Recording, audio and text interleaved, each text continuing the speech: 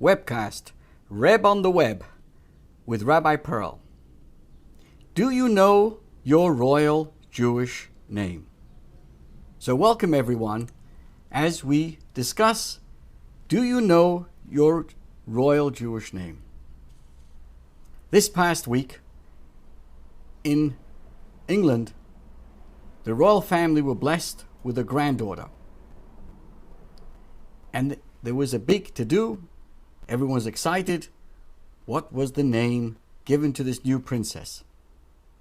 So this week we will discuss our own Jewish names and the great significance of knowing that each and every one of us too carries a royal Jewish name. So let's begin. A Jewish mother walks her son to the school bus on the first day of preschool. "Please behave, sweetie," she says. "Darling, take good care of yourself and think about your mother who is waiting for you.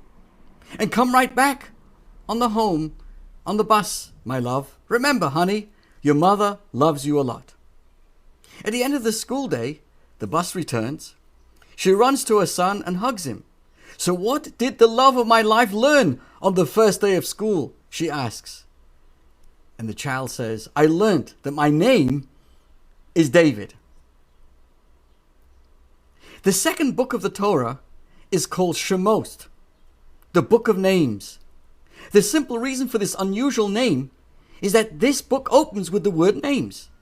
That's the opening line. Now these are the names of the children of Israel. Elo Shemais B'nai Yisrael. Now this is quite intriguing. Why name the entire book after a seemingly coincidental use of a word in its opening line? Wouldn't it be more logical to name it after its storyline and its theme, as it's referred to in most English translations as the book of Exodus? So why is it called Shemos, the names? Maturing into a large nation should not translate into neglecting the needs of the individual. Think about this.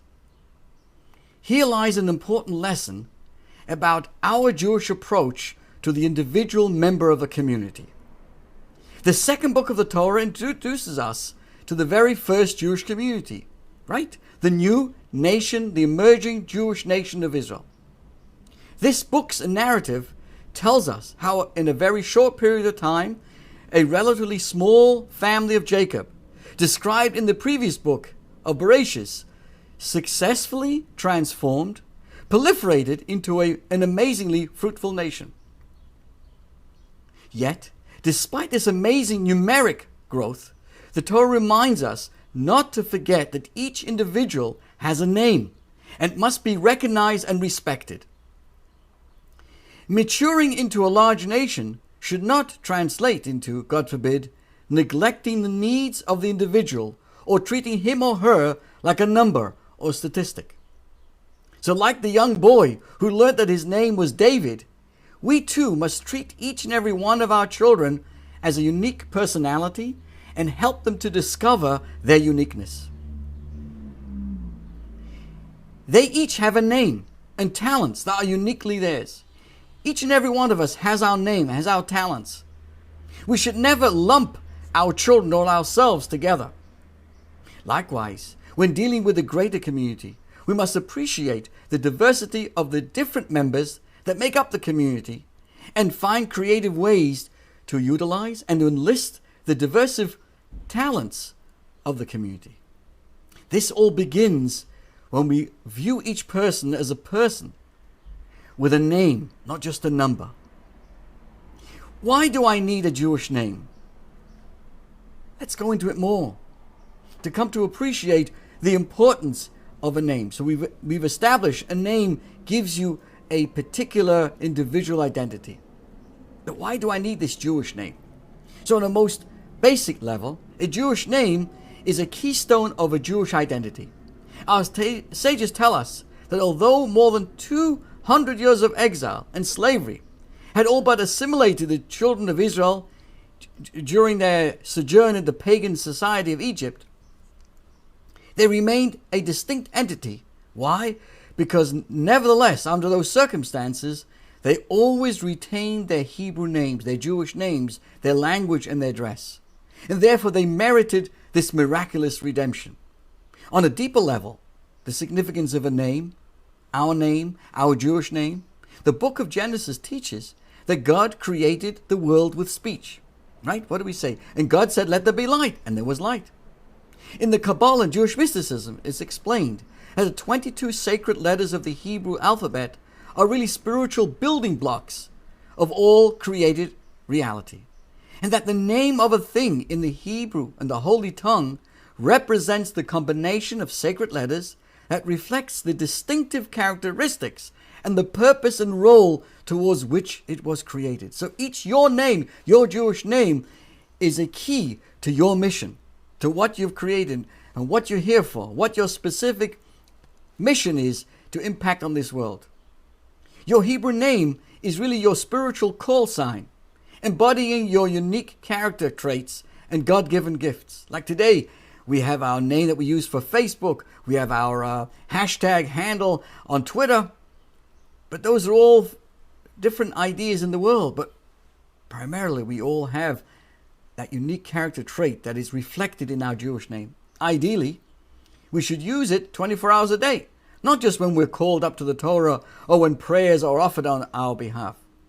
Your Hebrew name functions as a conduit, a channel for the spiritual energies from God into your soul and into your body. That is why, say the Hasidic masters, an unconscious person will often respond and be revived when his or her name is recalled.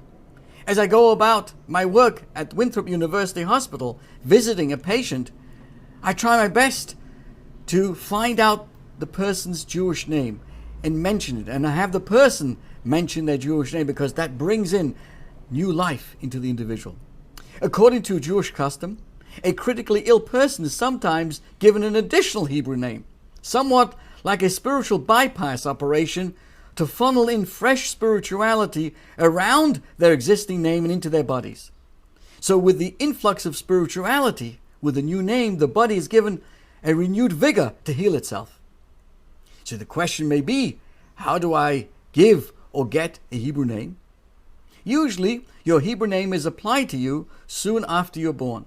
Jewish boys are named at their bris, at the circumcision, and girls at the Torah reading shortly after their birth.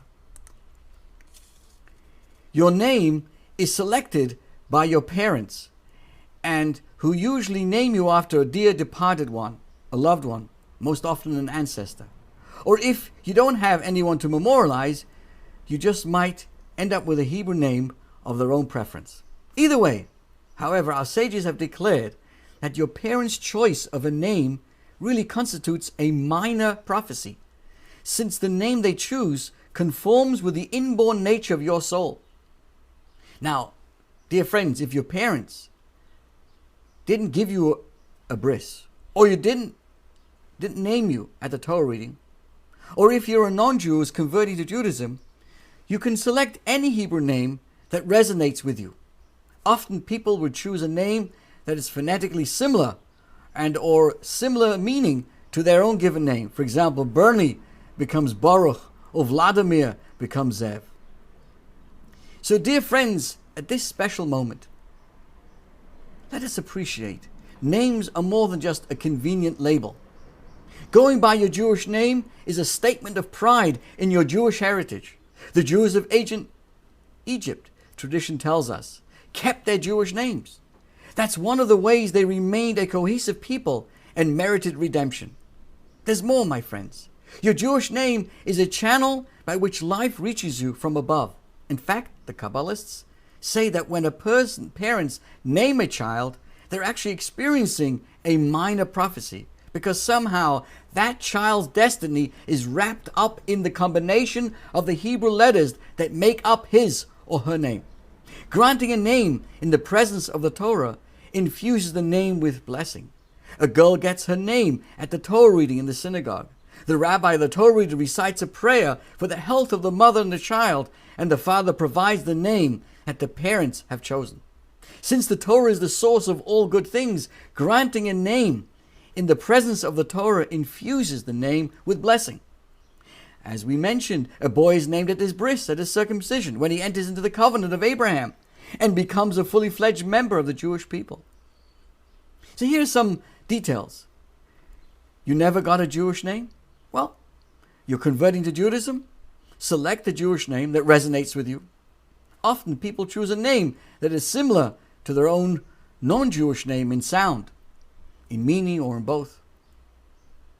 Traditionally, Jewish people name their children after relatives or holy people. Sephardic Jews will sometimes name a child after a living ancestor. Not so amongst the Ashkenazi Jews. When we pray for someone, we have in mind their person's Jewish name and that of his or her mother. But when we call a person to the Aliyah, to the Torah, we use his Jewish name and that of his father. And as we mentioned, a change of name can result in a change of fortune.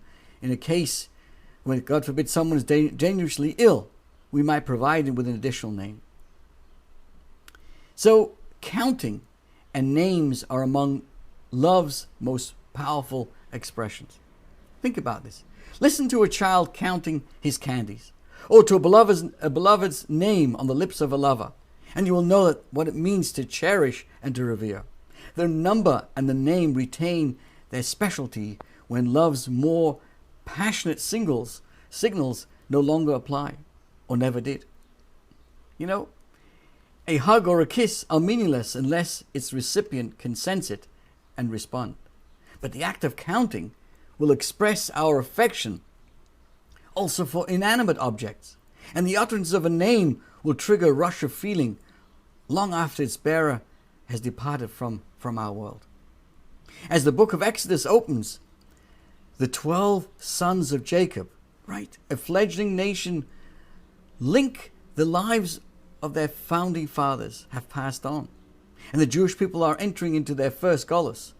210 years, a period of exile and displacement. At this point, at the beginning of the book of Shemos, the Almighty reaffirms his bond with his people by counting and naming them. God is saying, even if the trials will come to deaden, so to speak, your response to me, my love for you will not falter. That is why we, in a sense, there are two faces of Israel. The count and the name relate to two different, even opposite aspects of what we're talking about. Numbers are an ultimate equalizer.